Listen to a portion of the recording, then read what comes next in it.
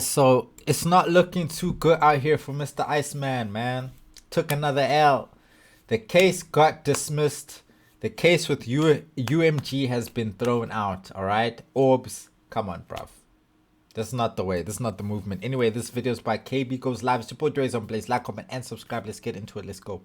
All right, so we got Drake out here catching another L, right? A totally avoidable L, if I might add. All right, this man catches L's like I catch the cold. But we're getting news that Drake's lawsuit against UMG has officially been dismissed, right? So Drake sued UMG for defamation, harassment, and violation of New York's general business law. We all knew that wasn't going anywhere. Come on, Drake, bro. Softest move you've ever made. Argued that UMG published and promoted Kendrick Lamar's hit record, Not Like Us, even though it accused him of being a PDF, something that Drake claimed in his lawsuit was false and harmful, right? This lawsuit was a big deal. It was the first of its kind where an artist took another pretty much artist, even though he took UMG, he took him to court over Kendrick Lamar's song. So it's the first time that we've seen an artist actually get mad enough over a diss track to take somebody to court for it. Had Drake won, that would have been a very bad precedent set for the music industry. It would have been terrible for people's First Amendment rights, their rights to express themselves, right? So anyways, there's this new federal court opinion and order that lays out why the judge granted UMG's motion to dismiss Drake's lawsuit, right? And in this document, the court rules that the lyrics in Not Like Us are quote unquote non-actionable opinion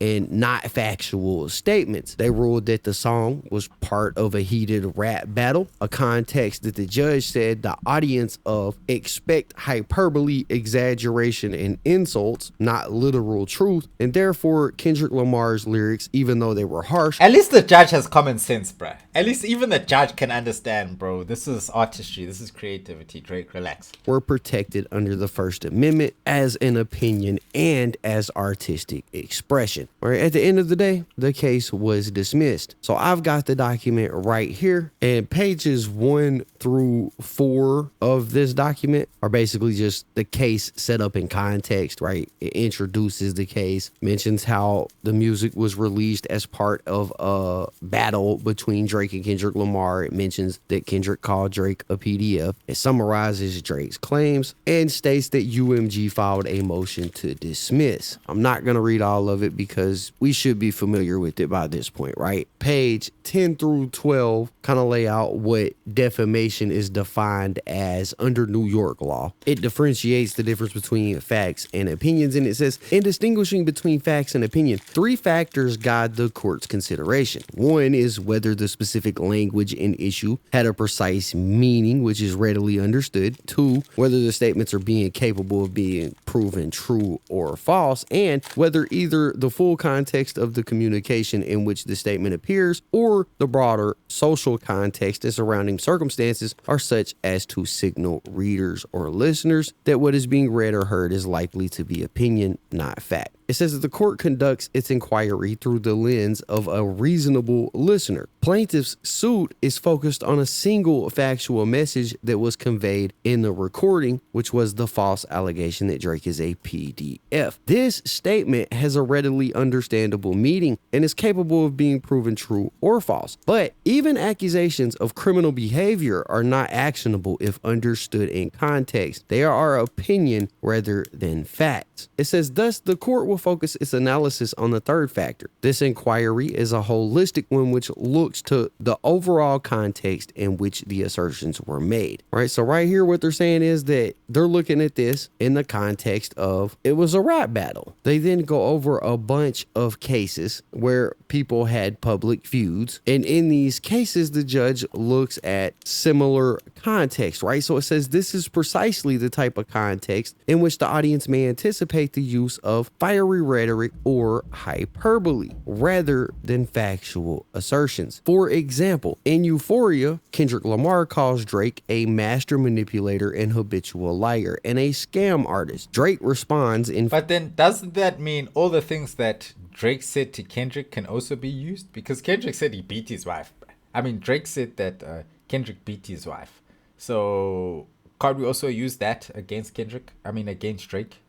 Confusing people's names. Family matters by heavily implying that Lamar is a domestic abuser. He also raps that he heard that one of Lamar's sons may not biologically be his. In Meet the Grams, Kendrick Lamar takes issue with Drake involving his family members in the feud. In that same track, Kendrick Lamar alleges that Drake uses the weight loss drug Ozempic. Lamar also insinuates that Drake knowingly hires sexual offenders. Of particular relevance in his tailor-made freestyle, Drake challenged Kendrick Lamar to make the PDF accusations at issue using an artificially generated voice of the deceased rapper Tupac. Drake golds Lamar on the song saying, "Kendrick, we need you, the West Coast savior, engraving your name in some hip-hop history. If you deal with this viciously, you seem a little nervous about all the publicity of this Canadian light-skinned dot. We need a no debated West Coast victory, man. Call him a bitch for me. Talk about him liking young girls. That's a gift for me." It is in this context in which such lyrics as "Say Drake," I hear. So then why does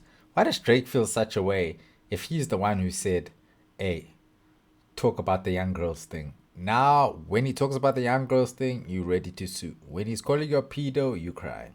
You're not happy.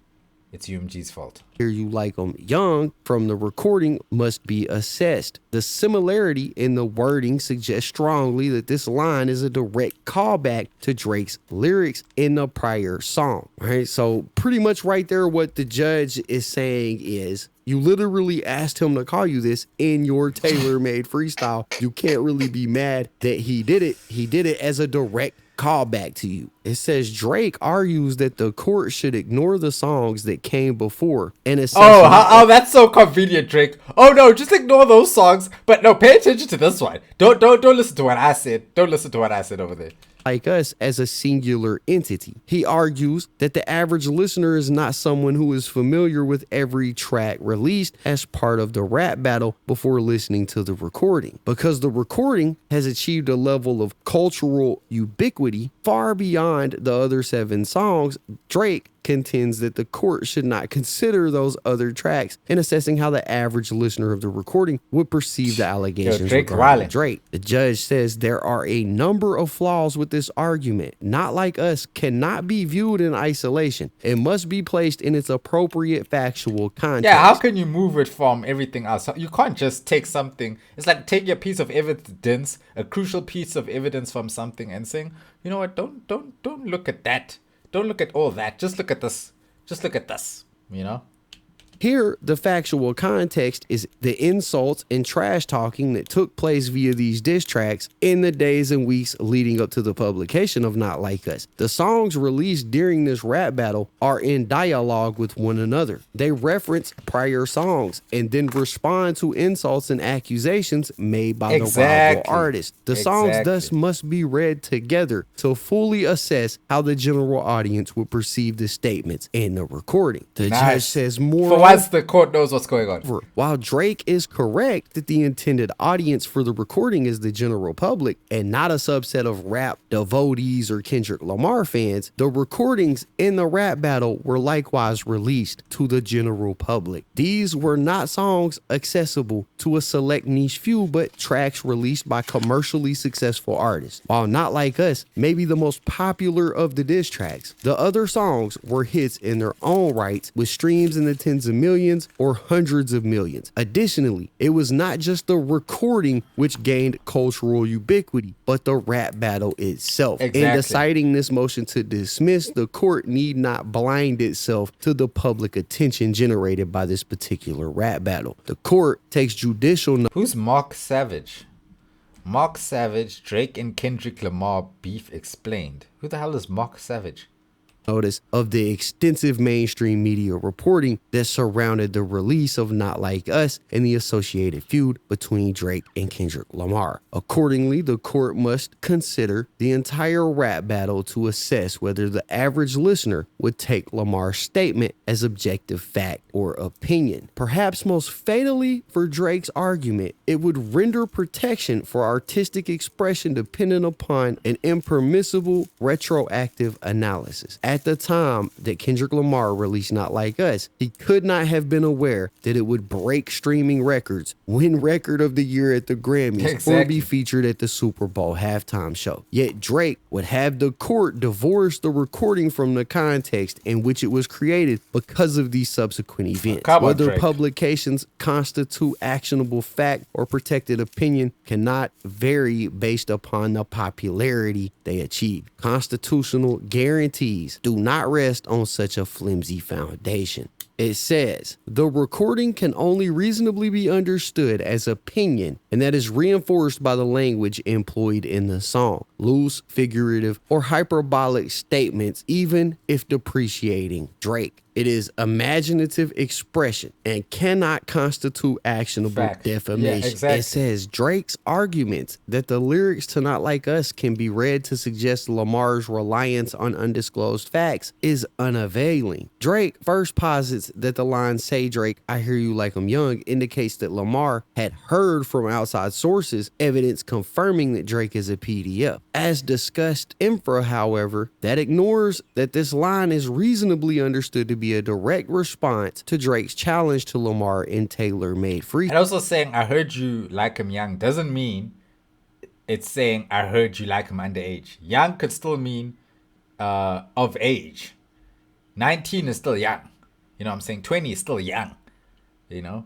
Underage is a different story. So he said, "I heard you like him young," not underage. Style where he said, talk about Drake liking young girls, heard it on the Budden podcast, it's gotta be true. This lyric clearly prods Lamar to discuss pre-existing rumors about Drake's interest in minors. Lamar's responsive lyrics are thus skin to the accusation of PDFile. It then talks about harassment. Pretty much New York doesn't recognize Drake's argument on that. There's nothing really juicy in there, but then it gets into the New York general business law section, right? And this is where Drake accused them of using bots and things like that to promote Kendrick Lamar's record. So it says Drake's final cause of action brought under section 349 of New York general business law fares no better to the court. Section 349 prohibits deceptive acts or practices in the conduct of any business, trade, or commerce, or in the furnishing of any service. And Drake alleges that on information and belief, UMG engaged in deceptive acts and practices in the conduct of business, trade, and commerce by covertly financially incentivizing third parties, including music platforms and social media influencers, to play, stream, and promote the recording. But don't they do that all the time? I just feel like they're incentivized to do that not only for Kendrick, but for many other artists. Why would Drake be against that only when it's happening to him? That's hypocritical, no? As one example, Drake alleges that he understands that UMG covertly paid a popular NFR podcast to promote the recording and publish the podcast episodes and other content about the recording. On information and belief, Drake... Bro's mad at those two Canadian white guys, bro, for talking about the beef. That's crazy. He further claims that UMG used its resources to incentivize third parties to use bots to stream the recording and subsequently extolled the recording's streaming numbers. Drake, we like the song. We still like the song. So I don't know what you're talking about. On Spotify, while knowing that millions of streams were false and fraudulent. Lastly, the complaint alleges that UMG paid at least one radio promoter to engage in pay-for-play arrangements or payola. But the court disagrees. To allege that UMG implemented covert practices to manipulate streams of Not Like Us and inflate the recording's perceived popularity, Drake relies on tweets by individual users and reporting from fans to allege that UMG utilized covert tactics to manipulate the streams of Not Like Us. The court finds that Drake's reliance on online comments and reporting insufficient to meet the plausibility standard. With these covert practices of providing financial incentives to undisclosed third parties and leveraging the business relationships, if they exist, may be facts that are particularly within the possession and control of UMG. Drake's allegations are based on what boils down to unreliable online commentary and do not form a sufficient factual basis such that there is a reasonable expectation that discovery will reveal evidence of illegality. Ultimately, Drake fails to provide any facts or circumstances that would make it highly plausible that when it comes comes to legal jargon, you really realize you have to have a grasp on the English language, because the way these people speak in legal terms, bro, it's crazy. It's like, bro, what do you talk about? Just get to the point, man. UMG conducted such covert business tactics. In conclusion, UMG's motion to dismiss is granted. Damn. Right? So this thing has We been all saw it coming. thrown out. You can hear that they basically said in that document, Drake, you asked Kendrick Lamar to respond the way that he did. You claimed that UMG was boosting streams. You failed to prove that they did. You know, at the end of the day, this is a big win for music, just in general, free speech, artistic expression. You know, even if this had been flipped the other way and Kendrick Lamar had sued Drake, I probably would have felt the exact same way, because this lawsuit wasn't just an attack on UMG or an attack on Kendrick Lamar. It was an attack on artistic Why is Drake so moody? All these facial expressions. So that's what we got, man. That's the document. That's the situation. Looks like Drake's court case with UMG is done. Judge basically said, look, bro, stop being a bitch about it. You know, but y'all got to let me know what y'all think about it in the comments down below. Don't forget to hit the like button, subscribe. Yeah, as they should, bro. I think when it comes to that court case, bro, it was all nonsense at the end of the day. Drake was pulling at straws. Even if K. Dot did what he did, the whole thing just looked nasty, bro. It just looked nasty. And now it even just makes you look more of a guang for losing the court case, or for having your case thrown out, bro. You know, you should have just taken your L. Now you just piled up and piled onto the L's. You should have known there was no way you were beating UMG. You should have known, bro. Drake, that's how I know Drake is too big for his boots now. Because for him to take on UMG in such a manner and think as him being the love child of UMG, you know, or not the love child, that's crazy, or being the chosen one of UMG, he also benefited from all those tactics and underhand things that UMG does. So I don't know why he thought he was going to be the one to bring the whole castle down when he was involved in the same things. And now he wants to sue people for rap beefs and things. He has also made certain comments on people that you can say are also defamatory. You know, he has also said things about other rappers, other people, that you could say, hey, man, Drake, let's take you to court for that. But did they take him to court? No. But Drake could have just taken a little L and made it an even bigger L. You know, it's crazy. But we all live and we learn. Let's hope Drake bounce back. You know, let's see what this Iceman project's saying. Hopefully there he's cooking something. Because, hey, Drake, yo, you need to show us now, bro. You need to really show us what you got. All right. Like, comment, and subscribe. Your boy DRIZZY on Blaze. Catch you in the next one. Yes, sir. Love y'all.